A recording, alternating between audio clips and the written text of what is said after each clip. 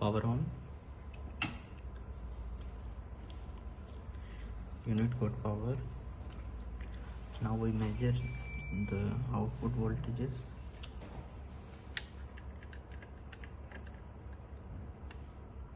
.5 volt,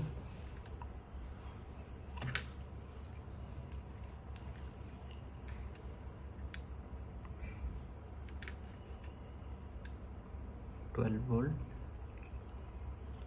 12 volt also developed.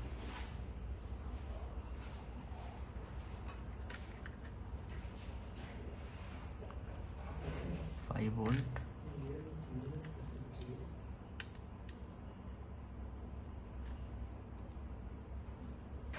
12 volt, and here also 5 volt.